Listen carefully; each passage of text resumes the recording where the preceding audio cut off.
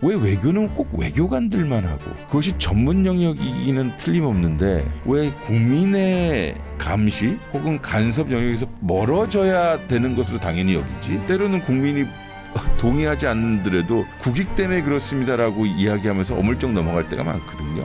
물론 외교는 상대방이 있는 사안이 대부분이긴 하나 최소한 왜 외교 영역은 국민에서의 관심 좀 더 나아가면 간섭 혹은 감시 내에서 왜 자꾸 열애가 되는 듯한 모습을 보이지? 오픈할 것은 당연히 오픈하죠. 왜냐하면 모든 외교 행위의 최종 소비자는 대한민국 국민입니다. 네, 각 분야의 전문가들을 모시고 그분의 인사이트를 들어보는 신과 대화 시간입니다. 네, 오늘은 어떻게 소개를 해드려야 될까요? 외교 전문가라고 볼 수도 있고 또 정치 외교, 헌법 다양한 분야에서 관심을 많이 갖고 계시는 연세대학교 정치외교학과 최정권 교수를 저희가 초대했습니다. 최근에 헌법의 힘, 외교의 길이라는 또 책을 펴내시기도 해서 그 내용도 여쭤볼 겸 그리고 우리가 외교라고 하는 키워드는 모르겠습니다. 저에게는 우리 몸으로 비유하면 심장 같은 거라서 이게 되게 중요한 것 같기도 하고 가끔씩은 이제 생명과도 직결되는 기관이긴 한데 얘가 평소에 뭐가 잘 돌아가고 있는 건지 아닌지를 우리가 잘 모르잖아요. 위 같은 거나 장은 뭔가 문제가 생기면 속이 쓰리거나 뭔가 탈이 나거나 하는데 심장 이거는 뭔가 큰일 생길 때까지는 증상도 없고 그냥 잘 되고 있는데 궁금하기는 한데 뭐 그런 거라고 생각되는데 아마 외교라는 것도 여러분들이나 저나 보기에는 그렇게 받아들여질 것 같습니다. 오랜만에 이 외교라는 키워드를 가지고 연구를 해오시는 최정권 교수님과 이야기를 좀 나눠보고 인사이트도 얻어보죠. 교수님 어서 오십시오. 예, 안녕하십니까. 안녕하십니까. 반갑습니다. 예, 교수님께서는 정치 외교가 이제 연구 대상이고 전공이시고 예. 문재인 정부 때 그러니까 트럼프 일기 때네요. 트럼프 그렇죠. 일기 예. 때 외교부 1차관도 지내셨고 보통 사람 일반인들이 보는 외교 이외에 다른 게 자꾸 보이고 생각나고 걱정되고 그러시겠어요? 요즘은 뭐가 제일 아이고 이거 어떡하나 하는 게 뭐가 제일 걱정이세요? 많은 분들이 우리나라 지금 국내 정세, 예. 뭐 정치 상당히 걱정하시지만 다른 나라의 사람들은 우리나라를 지금 어떻게 보고 있을까? 좀 이상해요. 왜냐하면 트럼프 미국 대통령이 당선될 때마다 대한민국 대통령은 탄핵을 당해요. 참 공교롭다, 그죠? 공교롭죠. 일종의 데자뷰 같기도 하고요. 16년도, 17년도 그 그때도? 국면에도 박근혜 대통령이 탄핵을 당했고 예. 지금 뭐 윤석열 대통령 뭐 공식 인용되진 않았습니다만 트럼프 대통령이 생각하기도 진짜 이상하다. 저 나라는 왜 매번 저러지 하겠어요. 이 말씀 왜 드리냐면 뭐 대한민국 외교 혹은 안보의 소위 토대가 무엇이냐라고 많이 생각할 때 그러면 어떤 사람들은 한미 동맹입니다. 어떤 분들은 뭐 우리 군사력입니다. 이렇게 얘기하는데 저는 대한민국 외교 안보의 근간은 민주주의라고 생각을 해요. 왜냐하면 우리가 가지고 있는 이런저런 외교적 혹은 국제 무대에서 역량의 토대는 우리가 소위 현대사를 통틀어 민주주의로 향하는 그 발걸음이 한 번도 멈추지 않았고 그 기간 동안 우리가 산업화 혹은 세계화를 해서 우리의 국가 경쟁력을 올렸었고 또 뭐 한류라고 할지 뭐 소위 K컬처라고 하는 것들도 기본적으로 우리나라가 다원화, 다변화, 다원성을 존중하는 사회로 진화해 가고 있었기 때문에 가능한 결과였다. 그 가능한 결과죠. 역설적으로 대한민국이 여전히 독재주의이고 군사정권 하였다면 소프트 파워가 안 생겼겠죠. 우리가 그렇게 매력적으로 보였을까요? 그렇죠. 그러니까 한 예로 미얀마라고 하는 예전에 버마라고 불렀던 그 국가는 아웅산 수지 여사가 있어서 탄압을 받았지만 그분이 민주화 운동을 하고 심지어 또 미얀마를 민주주의 국가로 만들었다가 이제 군사 쿠데타가 나서 지금 또 가택 연금 중이거든요. 그럴 때 모든 민주주의 국가들은 미얀마를 비판하고 제재하고 그랬단 말이죠. 그러니까 제 말씀 뭐냐면 이 민주주의라고 하는 것이 오늘날 대한민국을 대한민국스럽게 하는 것인데 그 2017년 당시를 보더라도 민주주의적 절차, 헌법적 절차에 따라 헌법을 유린한 혹은 권력을 남용한 대통령을 국민이 평화롭게 탄핵을 한 케이스거든요. 그 이후에 대한민국 민주주의는 소위 글로벌 사회에서 정말 새로운 스탠다드를 세운 거나 다름이 없대요. 저도 현장에서 많이 느꼈는데 왜냐하면 그 당시 지금은 더 심해졌지만 그 당시에 영국은 브렉시트를 하고 그러니까 유럽에서는 우파의 바람이 막 일어나기도 했고 그리고 16년 11월에 트럼프 대통령이 당선이 되어서 다른 나라들은 뭔가 퇴행하는 느낌인데 근데 그때 대한민국만 소위 촛불 혁명으로 일컫는 평화로운 시민의 투쟁으로 민주주의를 지켜냈거든요. 근데 그런 나라였는데 불과 한 7년 8년 만에 군이 국회로 가서 민의의 전당을 소위 접수하려고 했고 대통령은 종북 반국가 세력 때문에라도 소위 계엄을 선포한다라고 하면서 내란스러운 일을 하였기 때문에 저 대한민국이 왜 저러지라고 하는 우려 또 그런 것이 또 우리 국가 경쟁력 또 우리의 외교력에 어떤 영향을 미칠까 참 걱정되죠. 그러니까 사실 민주주의 하는 나라는 그래도 많은데 뭐 약간 후퇴하기도 하고 수준이 다르기도 하고 하지만 말씀하신 거는 우리나라의 민주주의라는 건 다른 나라 어디에 내놓아도 특산품이 될 만한 품질 좋은 민주주의라서 미국 하면 파워, 뭐 영국 하면 뭐 전통 하듯이 코리아 하면 저기 퀄리티 높은 민주주의 그게 그렇다는 뜻입니까? 동양에서 아시아 권역에서 우리 주변을 둘러다 보더라도요. 당연히 중국은 민주주의 국가로 가기는 어렵죠. 그렇죠. 북한도 뭐 당연히 있고요. 일본은 당연히 민주주의 국가이긴 하나 우리 주변국을 돌아봐도 선거를 통해 주기적으로 여와야가 바뀐 나라는 우리나라밖에 없어요. 아마 대만 정도일 텐데 동남아로 갈수록 좀 이게 점점 쿠데타도 나고 왕정이기도 하고 그렇죠. 그거는 좀 그래서 사실 이 동북아에서 서구의 관점에서 보면 우린 그야말로 역동적인 민주주의 국가이거든요. 아시아 국가치고는 좀 독특하다. 일본만 독특한 줄 알았더니 일본, 한국이 나름 서구적이고 독특하네. 근데 일본은 뭐 의회 민주주의 국가이긴 하나 이 자민당이 안 바뀌죠. 그러니까 영국만 하더라도 노동당과 보수당이 주기적으로 바뀌긴 하는데 뭐 의회 민주주의, 뭐 입헌 민주주의이긴 하지만 우리나라는 어쨌든 5년이 됐든 10년이 됐든 바뀌면서 성장하고 문화가 그다음에 산업 경쟁력이 상당히 속도감 있게 발전한 나라거든요. 그래서 민주주의가 우리나라의 특산품처럼 여겨지고 있다. 외교 현장에서는. 저는 그렇게 봤어요. 그러니까 지금 우리가 누리고 당연시 여기는 모든 것들이 민주주의 없었다면 가능한가? 라는 생각도 해요. 하기야 그렇죠. 그러니까 거기에 대해서는 대강 뭐 스스로 뿌듯해하고는 있었습니다만 이게 다른 나라에 보기에도 박수 받을 만한 거였냐 하는 거에서는 말씀해 주시니까 그래 그럴 법도 하겠다. 사실 쉽지는 않죠. 근데 제가 이게 실제로 우리나라에서 현재 발생되고는 이러한 일들 지난 1년 2년 사이에 발생된 일들을 해외 주요 전문 조사기관에서 지수화한 것들이 올해 1월 2월 3월부터 계속 나오더라고요. 이를테면 영국의 경제조사기관인 그 이코노미스트에서는 민주주의 지수 2024년도를 발행했는데 우리나라를 22위에서 32위로 하락을 시켰어요. 매년 하는데 한국을 완전한 민주주의 국가 범주에서 결함 있는 민주주의 국가로. 그러니까 23년에는 완전했는데 24년에 내려갔다는 뜻입니까? 그렇죠. 아시다시피 미국의 인권단체 프리덤 하우스에서는 2025년 세계 자유지수라는 걸 발간했는데 우리나라를 61위에서 올해 67위로 하락을 또 6계단 시켰더라고요. 자유라고 하는 거의 지수도.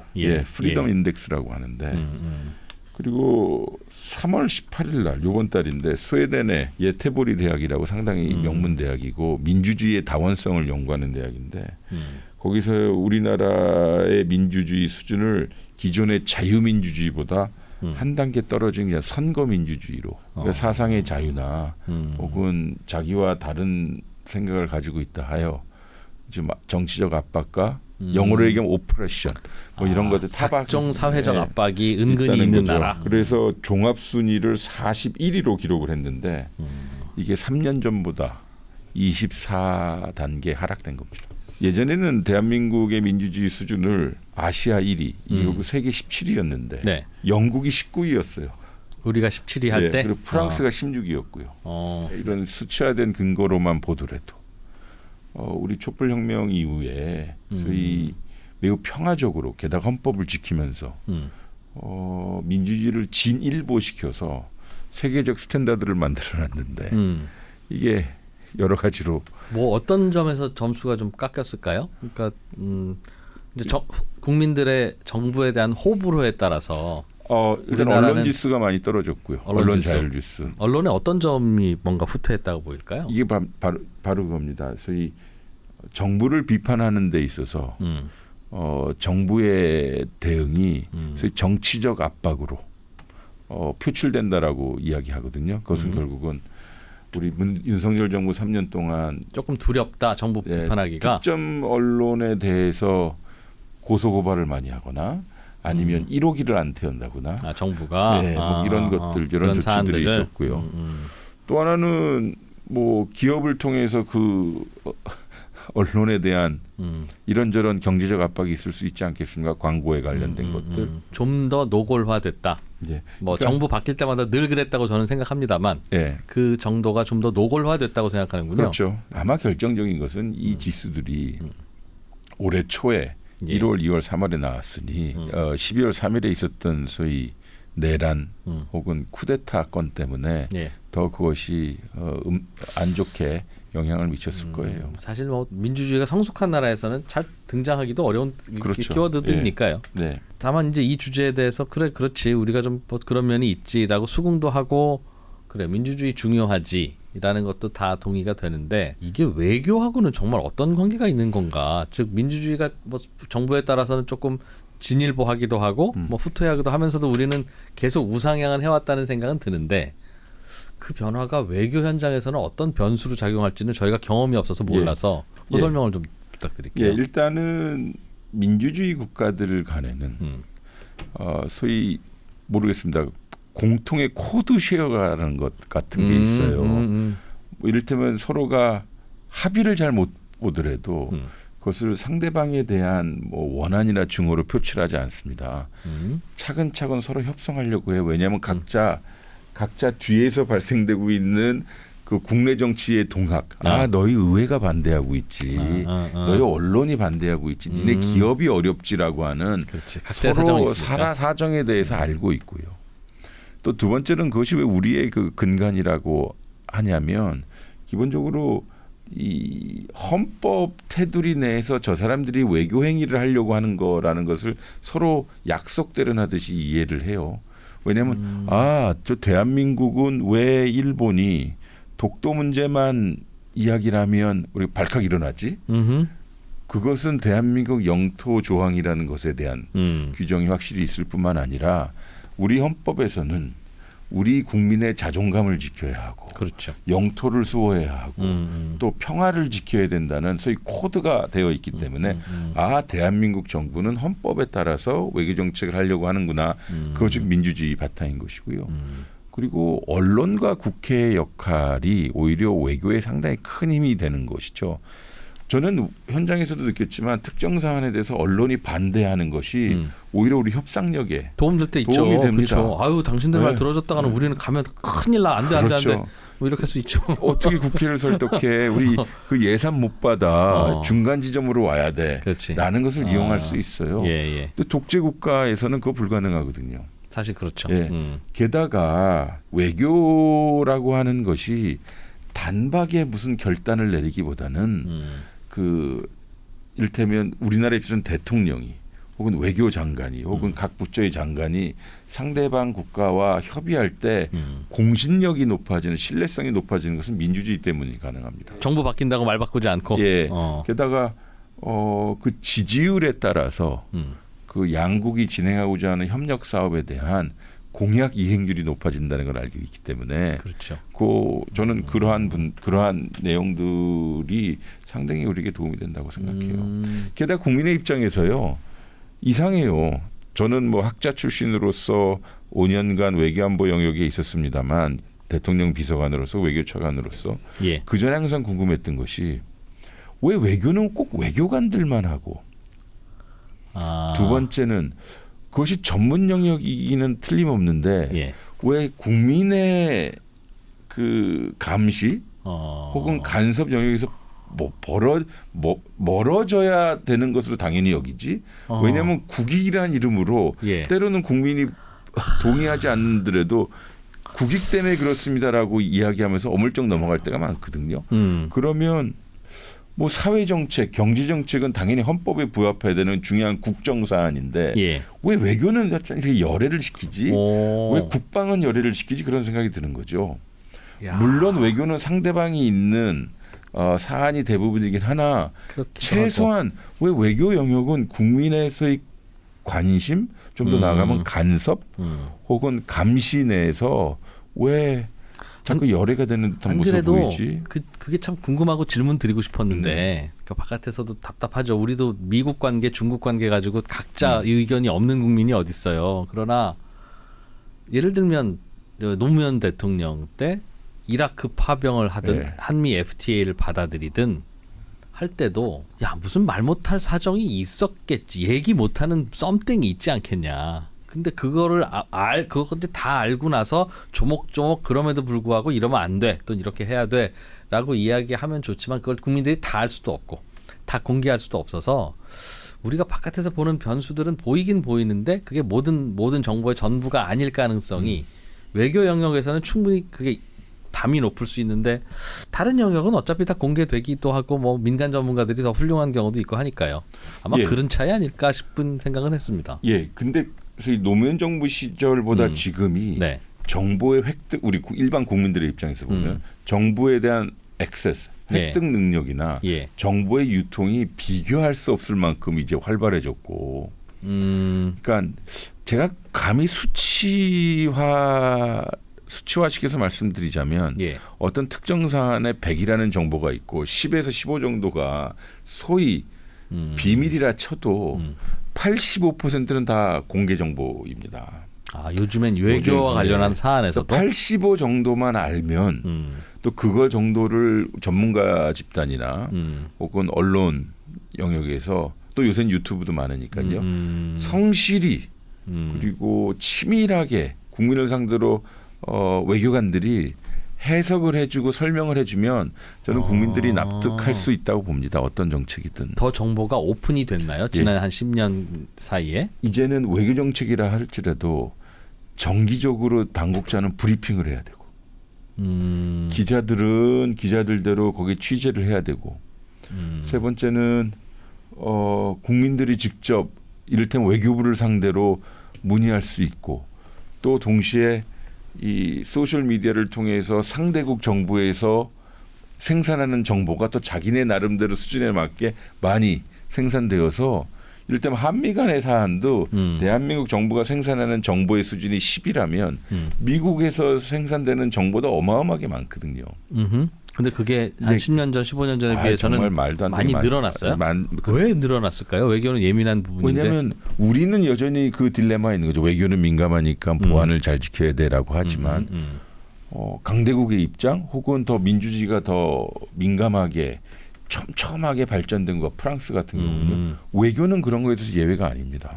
아, 그 나라가 최근에 있었던 변화 중에 그러니까 저희는 그것에 발맞춰 가자고 제가 주장하는 것이고 오픈하자. 오픈할 것은 당연히 오픈하죠. 왜냐하면 아까도 말씀하셨지만 모든 외교 행위의 최종 소비자는 대한민국 국민입니다. FTA도 그랬고 그건 그렇죠, 사실은. 대북 정책도 사실은 그럴 그랬죠. 거고요. 지금 미국 관세 정책에 대응하는 우리 정부의 통상 정책도 그럴 것이고요.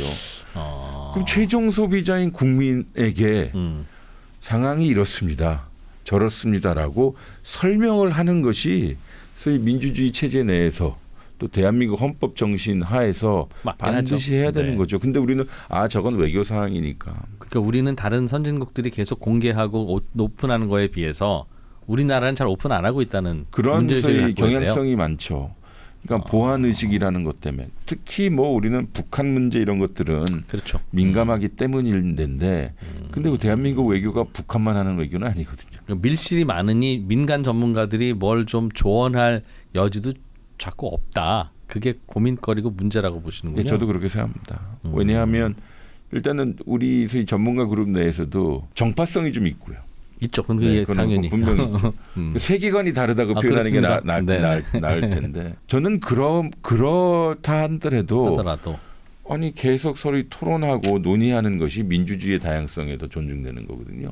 근데 정권이 바뀔 때보다 쳐내는 스타일들이니까 노선 안 맞으면 네, 또 자꾸 네. 뒷방 가기도 하고 네. 또 뒷방이 있다 나오기도 하는데 네. 그럼 예전 정부에서 차관하실 때는 그때는 더 공개가 안 되던 시절이었을 텐데요. 그래도 조금씩은 공개가 된다고 하니까 그때는 공개가 안 되니까 말씀하신 대로 외부에 있는 외교 전문가들이 뭐 조언할 수 있는 정보도 근거도 더 부족했을 텐데 그때 현직에서 일하실 때 그게 그래서 좀 불편하셨었어요? 그 당시 문재인 정부 입장에서는 민감 사항 같은 경우, 그러니까 북미 대화 혹은 남북 대화 예. 혹은 남북미 대화 같은 경우는 결과를 소위 딜리버리하는 게 더 중요하기 때문에 그거는 그거대로 결과가 나온 대로 즉시 설명을 드렸지만 일단 한일 관계, 특히 한일 관계 중 그 반도체 규제 부분에 있어서 이런저런 일이 벌 때는 거의 공개하고 그랬습니다. 그다음에 위안부 문제, 그다음에 강제징용공 문제 그런 거 있었고요. 그 밖의 것들은 제가 봤을 때는 10개 중에 거의 8개 반, 9개 넘게는 거의 다 브리핑을 드렸습니다. 거의 보도에서 픽업이 되고 안 픽업이 되는 문제는 있을지언정. 그리고 피해 당사자분들, 어떤 현안은 있으면 피해 당사자가 있을 거 아닙니까? 뭐 이를테면 이란 혁명수비대가 대한민국 그 한국 캐미오라는 배를 납치하였을 때, 그리고 강제징용 피해자나 유족분들, 위안부 할머님분들하고는 직접 소통했던 경우가 많아요. 왜냐하면 그분들이 외교 행위의 피해 당사자이기도 하고 당연히 정부 입장에서는 네. 뭐 당연히 확인을 또 그분들이 해야죠. 100% 동의하지 않더라도 확인은 해야죠. 상황이 이렇게 진행되고 있습니다. 최선을 다하고 있습니다. 이런 결과를 가져오겠습니다라고 했고요.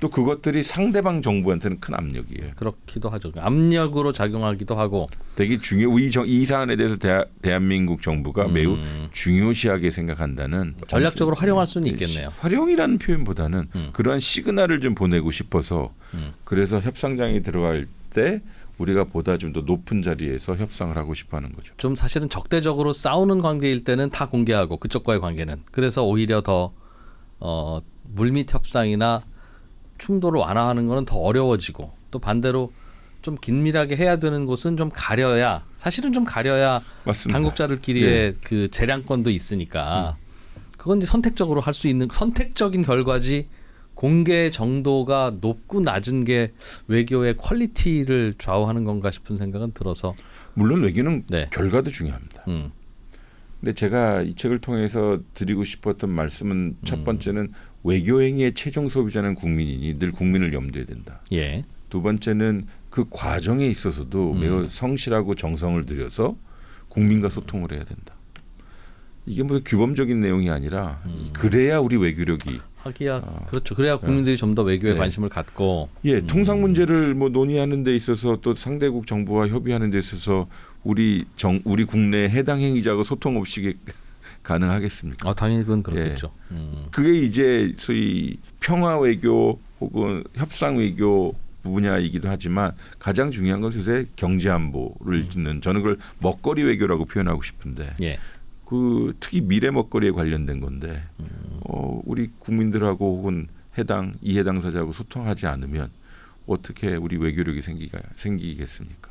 그런 관점입니다. 오늘 질문 드리는 건 이제 경험도 많이 하시고 연구도 하셨던 분이라 우리 지금 정부의 외교 상황 내지는 꼭 이번 정부로 한정 안 짓더라도 우리나라 외교에서 어떤 게 좀 더 개선점일까 이제 그 말씀을 좀 듣고 싶었던 건데 네.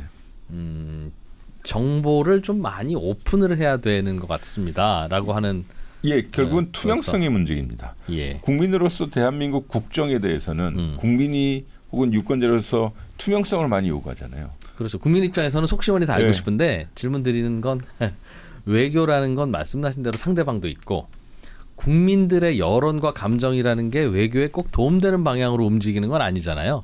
외교하시는 분들 입장에서는 그것을 활용할 수도 있겠으나 그러니까 국민 감정을 혹은 근거와 혹은 이유로 상대방을 압박할 필요 있을 때는 공개를 해서 더욱더 화가 나는 여론을 또 갖고 있게 할 수도 있고 또 이거는 긴밀하게 풀어야 되는 사안이면 중요하지만 국민들에게 공개하지 않아서 또 국민들의 여론이 이것을 합의하는 데 있어서 부담이 되지 않도록 할 여지도 있어서 예. 그것을 활용해야 되는 걸로 저는 그런가 보다 싶고 그 과정에서 오픈 안 하는 정보도 있고 하는 정보도 있나 보다. 그러니 다 알 수 없으니 외부에서는 이래라 저래라 이렇군저렇군 하기가 조금 어려운 분야이긴 하네라고 정리하고 있었는데 말씀하시기에는 정보를 오픈할수록 좋은 외교, 훌륭한 외교입니다.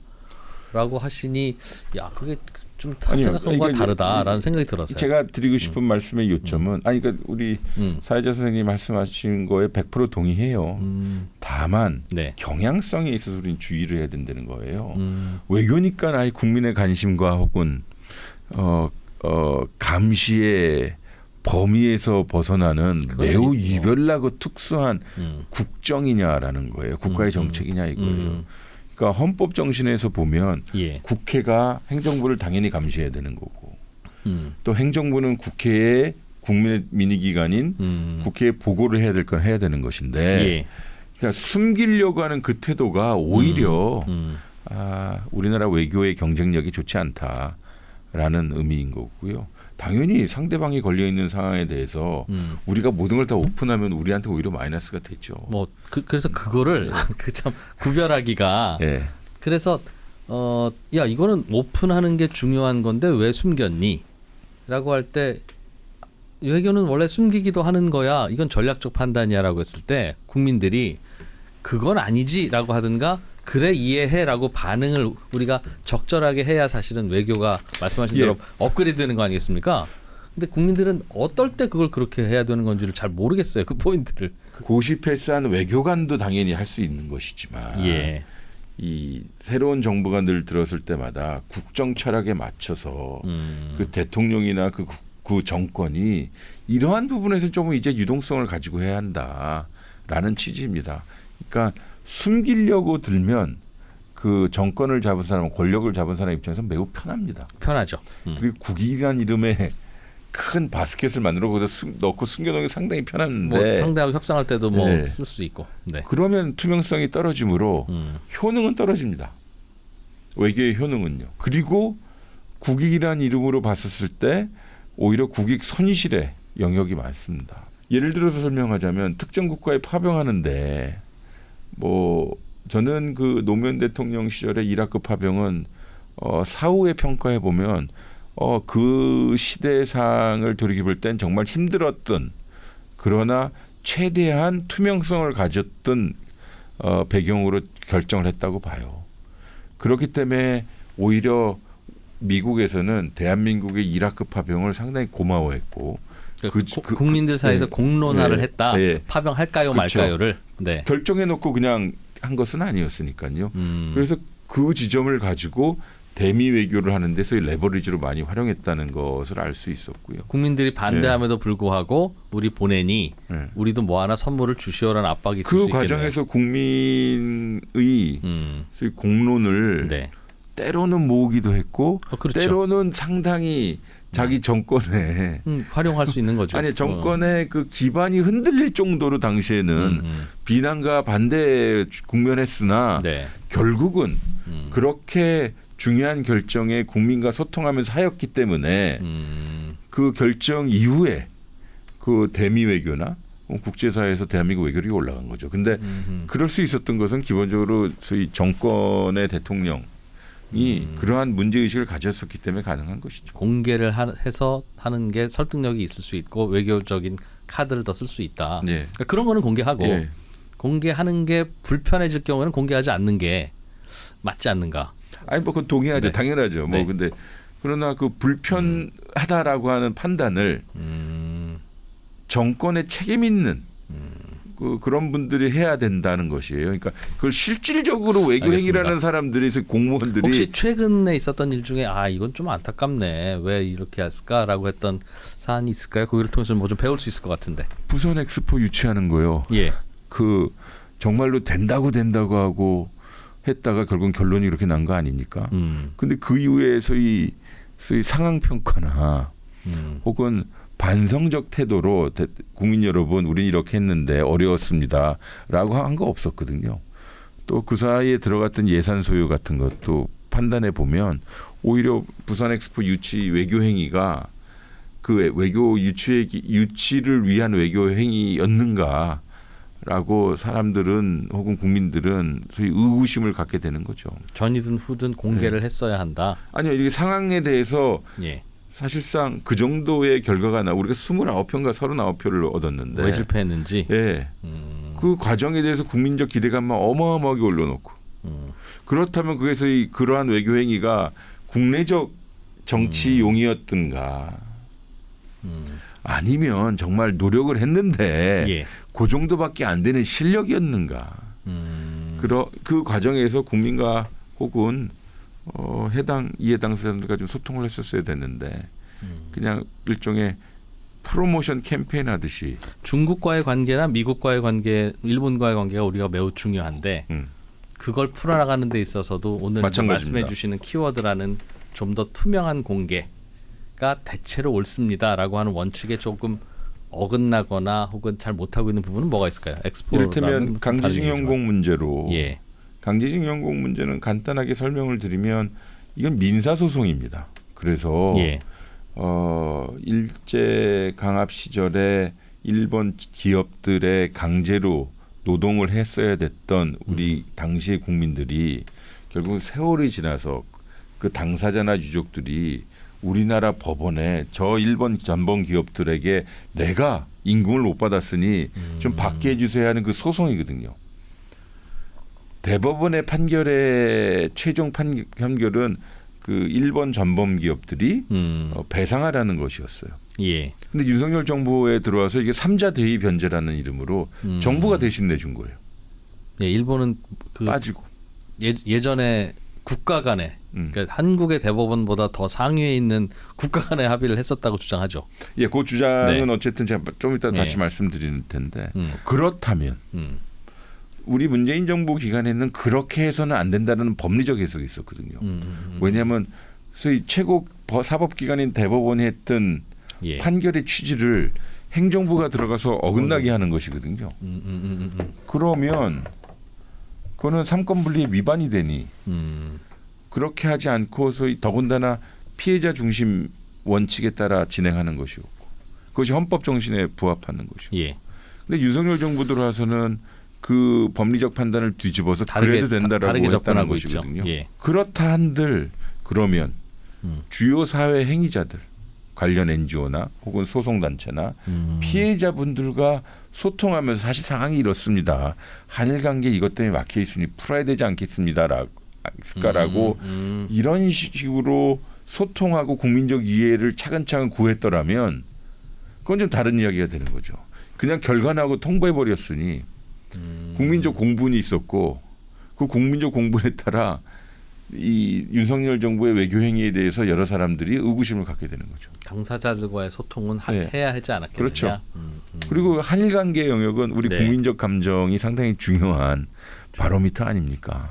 더군다나 일제시대에 있었던 또 피해자가 명백히 있는 사안들을 그래서 피해자 혹은 소송 당사자들을 돈만 받으면 되는 사람으로 격화시킨 행위라고 저는 판단하고 있기 때문에 그러한 소위 역사적 혹은 국민적 자존감이 걸려 있는 문제들은 의사 결정이 변화가 있었던 관계에서 그 과정이든 결과든 공개가 좀 있었어야 되지 않느냐. 뭐 공개 혹은 소통 뭐 이런 것들이 있어야 되겠죠. 말씀하신 김에 그 한일 관계는 어떻게 해야 되겠습니까? 뭐가 고민이신지를 다 이제 이해를 하실 테니까 국민 감정도 생각해야 되고 한일 관계도 생각해야 되는데 이게 서로 이제 자꾸 상충하다 보니 뭘 하나 선택하면 뭐 하나가 나빠지는. 예, 뭐 저희들끼리는 뭐 학자들끼리는 야 이건 거의 신의 영역이다.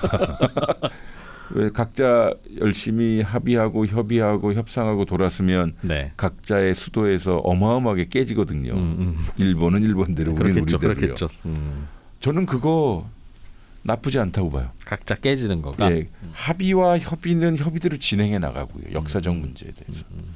근데 이러한 것들이 실질적인 협력 사안 있잖아요. 예. 저는 한국과 일본은 경제적으로, 문화적으로, 상업적으로, 통상에 있어서도 더 많이 소위 협의하고 공생해야 된다고 주장하는 거예요.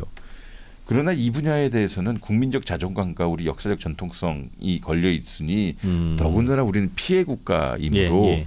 이걸 가지고 이러한 사안들을 포기하면 안 된다고 봐요. 그래서 이걸 분리해야 된다고 봐요. 투 트랙으로. 그래서 이대로 이 박근혜 정부 때는 위안부에 대해서 사과하지 않으면 실질 협력을 중단할 거야라고 했었고요. 문재인 정부 때는 이 두 개를 좀 제발 벌려놓고 역사 문제는 역사 문제대로 협의하고 협력 문제 협력도 진전시켜자고 했는데 일본이 또 이거를 그러니까 투 트랙으로 하지 않고 원 트랙으로 하자고 하다가 결국은 그 3자 대의 변제 문제건, 즉 강제징용권에 대한 보복형으로 그 반도체 규제를 2019년 7월 1일 날 때려버린 겁니다. 그러니 저는 어쨌든 다음에 새로운 정부가 오면 한일 간에 맺었던 합의와 협의는 외교적 사안인 만큼 존중해 주되 민주주의 국가의 각 국민이 가지고 있는 개인 소송권에 대해서는 국가가 거기서 간섭하지 말고 법리적으로 해결하면 될 것이고, 그러면서도 한일 간의 문화교류, 인적교류, 협력 분야는 협력 부대로 더 진전시켜 나가는 것이 그야말로 스마트한 외교가 아닌가 싶어요. 그러니까 감정을 약간 분리해 두되 어떤 영역에서는 소위 역사적 정통성, 자존감에 충실하는 것이 낫지 않을까 싶어요. 근데 일본은 왜 그걸 안 받아들일까요? 일본 입장에서는 국가 간의 협의를 했으니 해놓고 또 양쪽 법원에서는 또 하라고 하면 국가 간의 합의는 왜 했습니까? 라는 질문을 던지는 걸로 알고 있는데, 그러한 의견이 일본의 의견이나 네. 65년 한일 합의에 대한 여러 가지 해석이 있으나 대한민국과 국제법의 국제사회의 일반적인 해석은 개인 청구권은 소멸되지 않았다라고 하는 거예요. 그럼 일본이 우기는 걸로 받아들여야 되는 겁니까? 일본은 자기 국내 정치, 소위 우리가 일본이 우경화됐다라고 했었을 때는요, 두 가지를 분리해서 봐야 돼요. 하나는 일본 시민사회도 상당히 건강한 시민사회가 많거든요. 예. 우리의 의견을 동의해 주는 시민사회들도 많고. 근데 일본의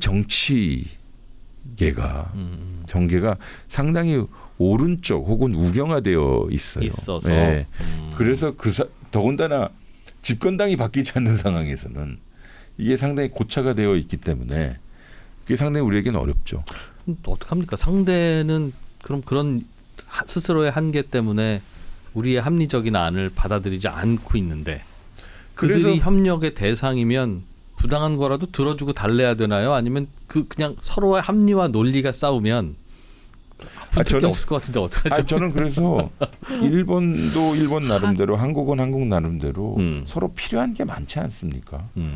그건 그거대로 소위 역사적 문제가 네. 현실적인 문제를 방해하지 않게 이격을 시켜두면 된다는 겁니다. 그래서 이 과거사의 문제는 정말 학자들끼리, 정치인들끼리 치고받고 싸우면 돼요. 그건 옳아보여. 그러면 일본도 서로 실리는 있을 테니 실리와 실리끼리만 따로 얘기합시다라고 하면 왜 얘기를 안 해요? 그쪽은? 다가옵니다.